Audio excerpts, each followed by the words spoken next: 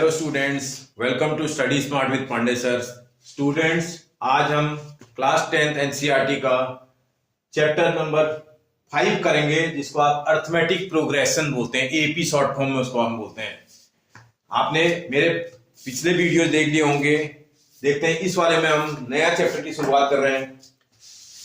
AP होती क्या है? पहले सबसे पहले तो ये तो पता चले कि हम किस टाइप की प्रोग्रेशन को हम एपी बोलते हैं।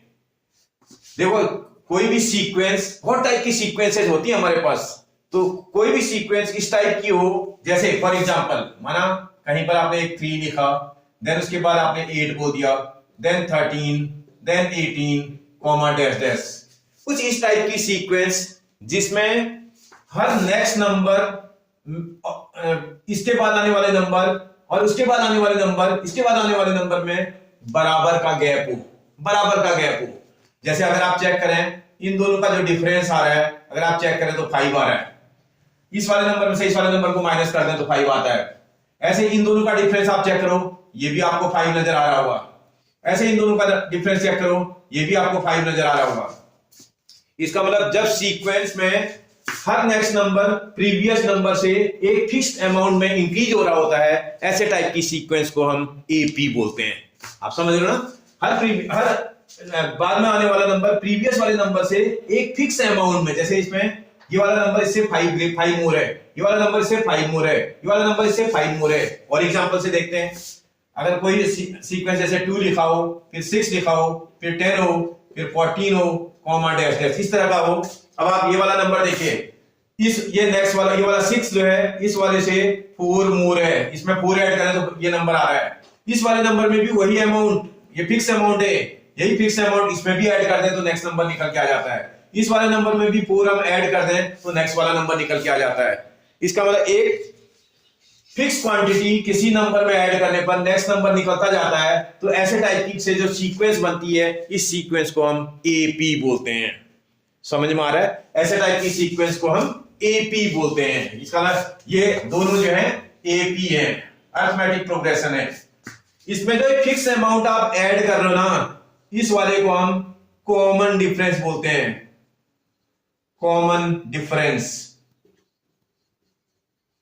समझ में आ रहा है आपको? जो फिक्स अमाउंट आप ऐड करते हैं प्रीवियस टर्म में, उस फिक्स अमाउंट को आप इसका कॉमन डिफरेंस बोलते हैं। क्या बोलते हैं बेटा?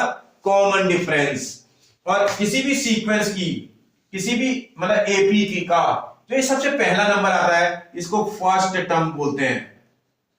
फर्स्ट टर्म, ठीक समझ में आ रहा है बेटा? इसको फर्स्ट टर्म बोलते हैं और इसको ए अल्फाबेट से रिप्रेजेंट करते हैं। और जो कॉमन डिफरेंस होता है, इसको हम डी अल्फाबेट से इसमें रिप्रेजेंट करते हैं। जो इसमें कॉमन डिफरेंस होता है वो क्या होता है बेटा? डी से रिप्रेजेंट किया जाता है।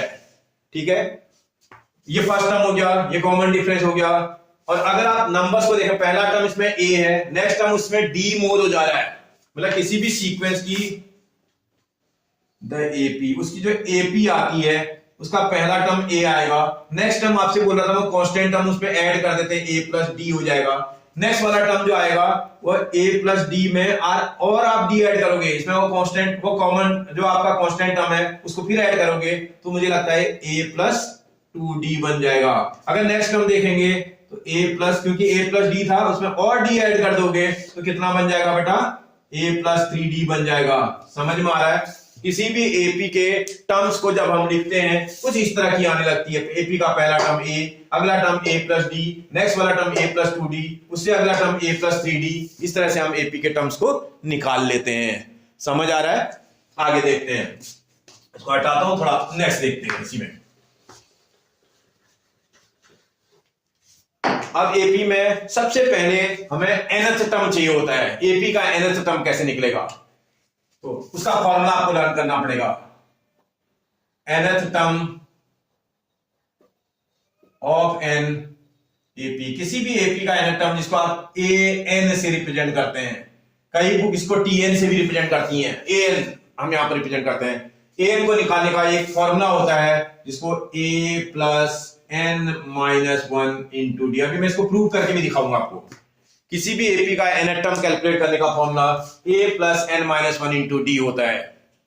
ठीक है, इसी nth टर्म को हम एपी का लास्ट टर्म भी बोलते हैं, इसी को हम लास्ट टर्म भी बोलते हैं। Last term of the AP, मतलब nth टर्म ही इसका लास्ट टर्म भी होता है। लास्ट टर्म को आप L से रिप्रेजेंट करते हैं, वो AN ही होता है। किसी भी एपी का nth टर्म उसका लास्ट टर्म होता है, और इसका मतलब AN निकालने के लिए वही फॉर्मूला आप लगा देंगे, A plus n minus 1 into D. AP दो टाइप की मिलेंगी आपको, एक फाइनाइट एपी होती है और एक इनफाइनाइट एपी। फाइनाइट एपी, भाई फाइनाइट एपी क्या होती होगी? जिसमें काउंटेबल नंबर ऑफ टर्म्स होते होंगे, उसको फाइनाइट एपी बोलते होंगे। क्या समझ में आ रहा है? फाइनाइट एपी क्या होती है? जिसमें भाई इसका मतलब जिसमें जो है टर्म्स काउंटेबल होते होंगे। फाइनाइट एपी का मतलब जिसमें टर्म्स काउंटेबल है, जैसे ए लिखा, a प्लस डी लिखा, a प्लस 2d लिखा आपने, a प्लस 3d लिखा, ये इस तरह लिखा और कॉमन डैश डैश नहीं लगाया, ये काउंटेबल नंबर ऑफ टर्म्स है। इसका ऐसे टाइप की एपी को आप फाइनाइट एपी बोलते हैं। या कभी अगर डैश डैश लगा भी दोगे तो यहाँ लास्ट टर्म लिखना पड़ेगा, वरना कोई बोले a प्लस 9d लिख देते हैं, यहाँ पर खत्म कर देते हैं इसको, तब भी आपके पास फाइनाइट एपी है। काउंटेबल नंबर ऑफ टर्म्स है इसमें, समझ में आ रहा है? जिसमें भी काउंटेबल नंबर ऑफ टर्म्स आएंगे, ऐसे टाइप की एपी को हम फाइनाइट एपी बोलते हैं। अगर माना कोई एपी इस तरह की आ जाए, इनफाइनाइट एपी, इनफाइनाइट एपी। भाई इनफाइनाइट एपी क्या होती है?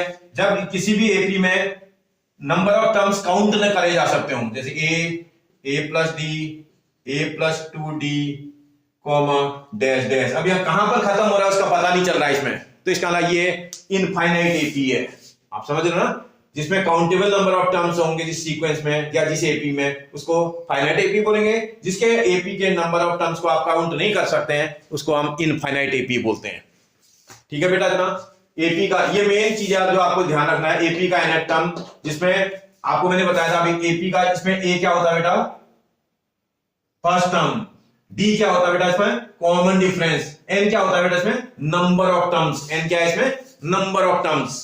तो आप ध्यान रखोगे, मुझे लगता है किसी भी एपी में आप इस तरह से नंबर्स को निकाल सकते हैं। इस फॉर्मूले की हेल्प से आप कुछ भी निकाल सकते हो। आप nth टर्म निकाल सकते हो उसका। उसमें अगर माना कोई भाई 2-3 सारे थिंग्स दी हो और एक चीज निकालनी हो, आप आसानी से इसमें निकाल सकते हो इसकी हेल्प से।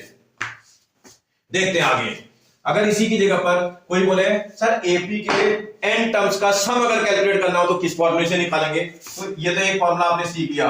अगला formula sum of n terms, sum of n terms of n AP. किसी एपी के n टर्म्स का सम, जिसको आप Sn से रिप्रेजेंट करते हैं, इसको आप Sn से रिप्रेजेंट करते हैं। इसका फॉर्मूला क्या होता है बेटा?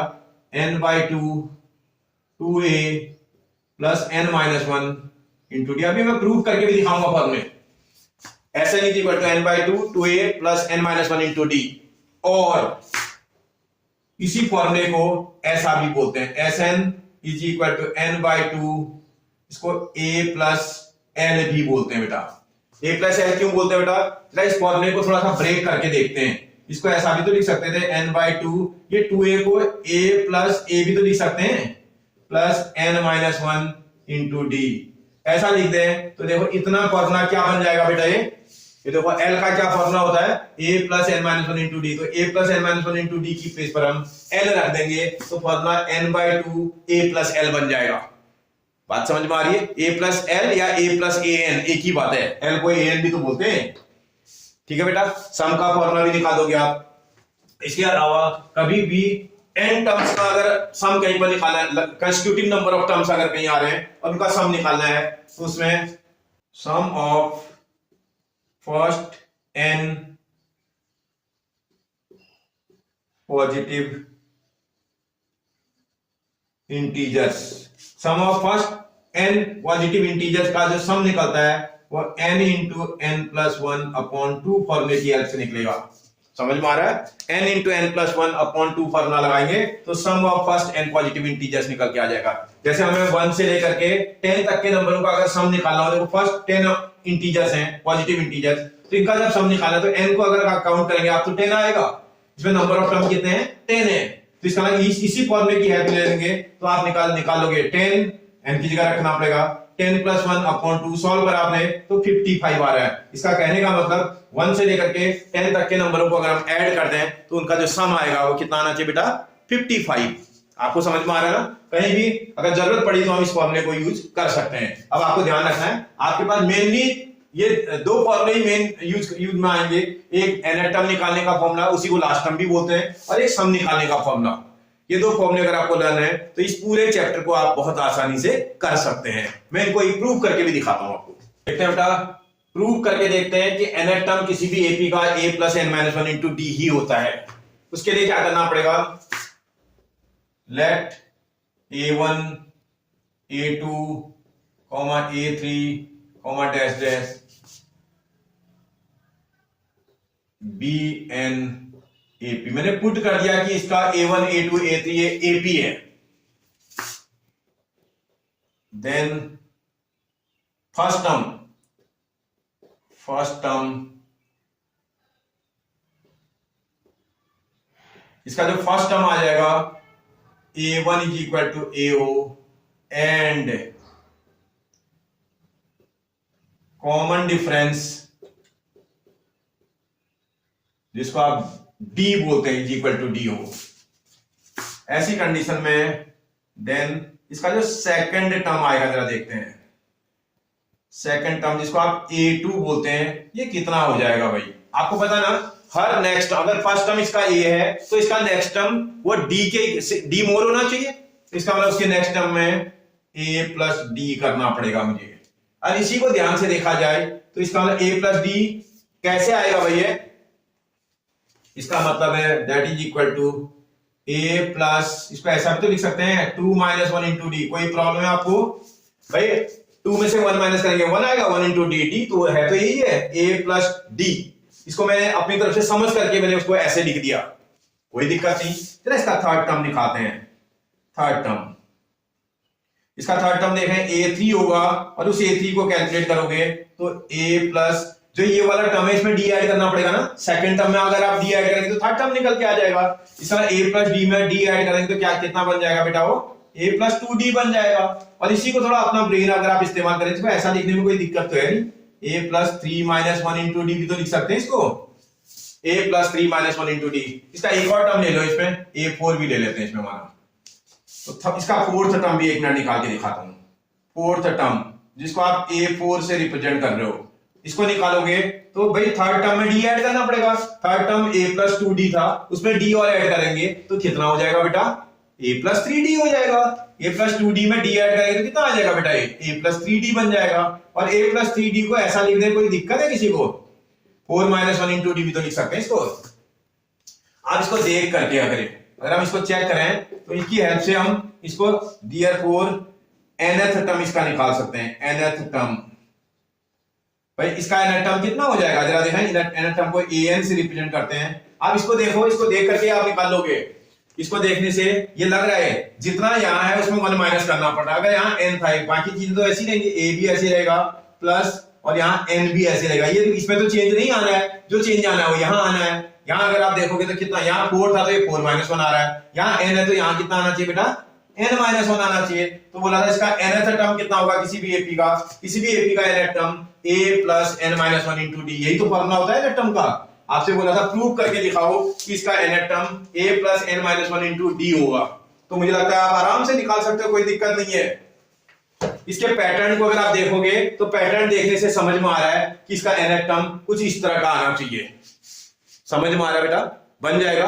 ओके, देखते हैं बेटा अगला फॉर्मूला प्रूव करते हैं। Sum of n terms of the AP Sn = n/2 2a + n - 1 * D। इस फॉर्मूले को प्रूव करके दिखाते हैं। तो क्या करना पड़ेगा इसमें? लेट फर्स्ट टर्म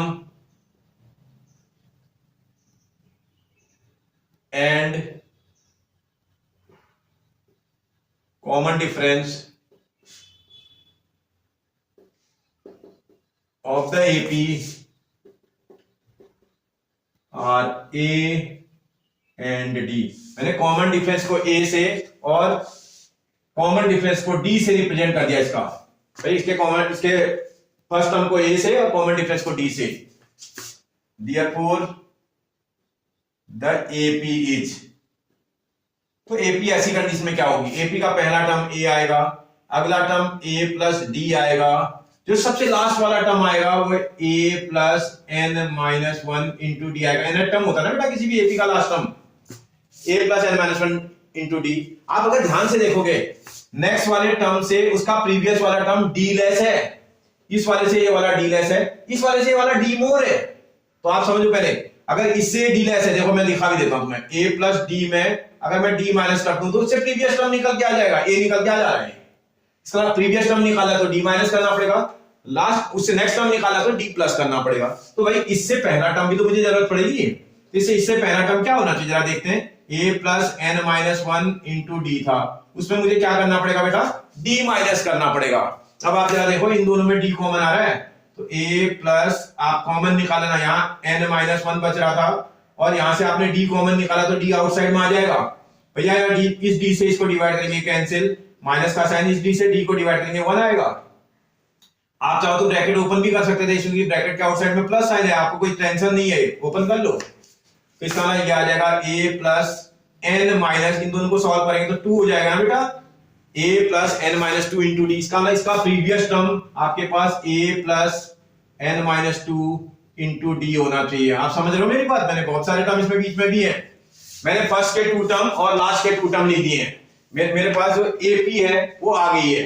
अब मुझे एपी का सम निकालना है, इसके सम को मैंने एस से डिनोट कर दें, let sum is denoted by S.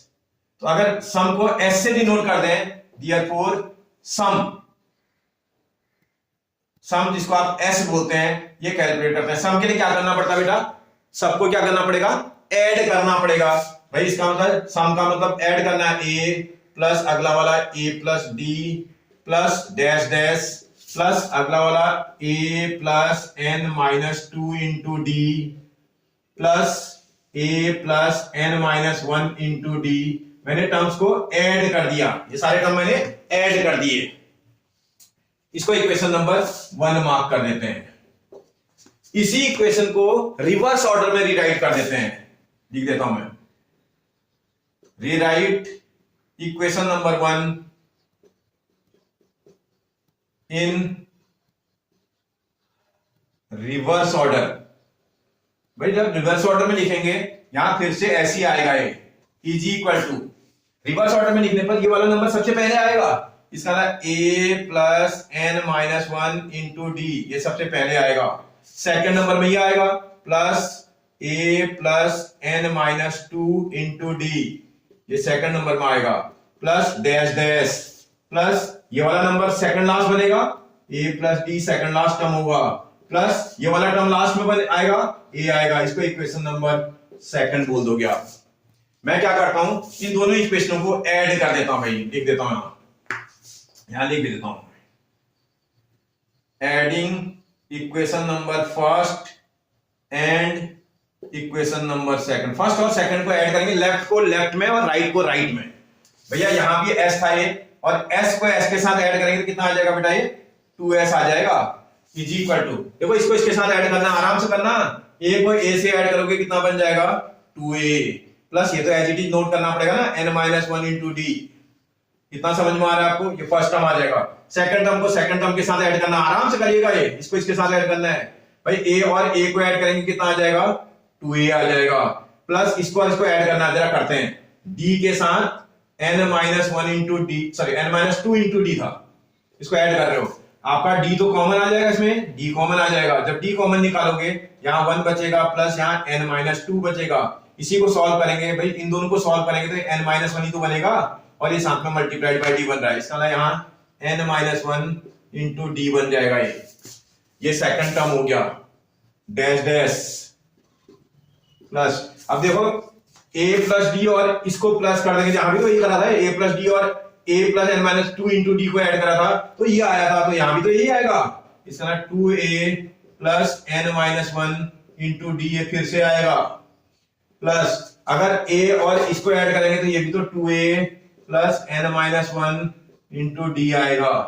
भैया अगर आप थोड़ा ध्यान दें तो ये कितने टाइम्स आ गया होगा बेटा, इसमें टोटल नंबर ऑफ टर्म्स कितने हैं आपके पास, n टर्म्स हैं, तो इसका मतलब ये n टाइम्स आ गया होगा। यहां चाहो तो आप यहां भी लिख सकते हो, ऐसे लिखो n टाइम्स आ रहा है। अब जरा देखते हैं, 1 मिनट में आपको समझाता हूं। 2s इज इक्वल टू, आप 1 मिनट समझिएगा, मैं मेरी बात को समझने की कोशिश करिएगा। 2 + 2 + 2 + 2, अगर मैं 4 टाइम ऐड कर दूं तो ये 8 बन जाता है। इसी को मैथमेटिक्स की शॉर्ट भाषा में देखा जाए, 2 × 4 भी तो उतना ही आएगा भाई। किसी भी नंबर को आप जितने टाइम ऐड करते हैं आप उतने से मल्टीप्लाई कर दो तो आंसर तो वही आता है। और अभी कुछ कंफ्यूजन है तो मैं फिर और दिखाता हूं आपको। अगर माना 6 + 6 + 6 + 6 + 6 5 टाइम मैंने ऐड कर दिया, आप इसको ऐड करोगे तो इसका आंसर आएगा 30। और इसी की जगह पर मैं 5 से 6 को मल्टीप्लाई कर दूं तब भी तो 30 आंसर आएगा। इसका मतलब किसी भी नंबर को जितने टाइम आप ऐड करते हैं आप उतने से ही उसको मल्टीप्लाई कर दो तो आंसर तो उतना ही आता है। तो इसका मतलब ये सेम टर्म है, ये देखो 2a + n - 1 × d, 2a + n - 1 × d, 2a + n - 1 × d, 2a + n - 1 × d, इसका टर्म तो सेम है। सेम टर्म को आप कितने टाइम में ऐड कर रहे हो बेटा? n times. इसका मतलब अगर n टाइम्स को मैं ऐड करूंगा तो इसका जो आंसर आना चाहिए वो n मल्टीप्लाइड बाय वही सेम नंबर आना चाहिए ना, 2a + n - 1 × d, यही तो आएगा। बात समझ में आ रही है आपको? जब याद आएगा इसके 2 को आप यहां क्रॉस मल्टीप्लाई कर देंगे, therefore s is equal to n/2 bracket में 2a + n - 1 × d। आपसे बोल रहा था सम निकालने का फॉर्मूला प्रूव करके दिखा दो। सम निकालने का जो फॉर्मूला होता है that is equal to n/2 2a + n - 1 × d होता है। अगर कोई दिक्कत हो रही है, सम को आप s की जगह पर sn भी तो लिख सकते थे, यहाँ क्या दिक्कत है? इसको sn लिख दो, ये sn आ जाएगा तो यहाँ भी n आ जाएगा। आपको जैसे कई लोगों को लग रहा होगा तो n तो लिखा नहीं है भैया, n नंबर ऑफ टर्म्स का है, तो इसका sn निकालने का जो फॉर्मूला प्रूव हो जाएगा n/2 2a + n - 1 × d हो जाएगा। आपको कोई कंफ्यूजन है बेटा? आप समझ रहे हो? कर लोगे? अगर माना क्वेश्चन प्रूव करने के लिए कभी आ जाए तो आप प्रूव भी कर सकते हैं। आता नहीं है लेकिन कोई पता नहीं, एग्जाम में आपसे बोल देगा सम ऑफ n टर्म प्रूव करके दिखा दो, तो आप उसको आसानी से प्रूव भी कर सकते हो। कर लोगे बेटा? ओके, आपको यहां तक कोई कंफ्यूजन तो नहीं है ना? ठीक है, अगर आपको कोई कंफ्यूजन नहीं है तो बेटा अगर आपको वीडियो मेरा पसंद आ रहा हो तो लाइक, सब्सक्राइब और शेयर जरूर कर दें, ताकि आपके फ्रेंड्स भी इस वीडियो का फायदा उठा पाएं। और आपके लाइक, सब्सक्राइब और शेयर करने से जो मोटिवेशन मुझे मिलेगा उससे मैं इसी तरह की इंफॉर्मेटिव वीडियोज आप लोगों के लिए बना सकूं। थैंक यू बेटा।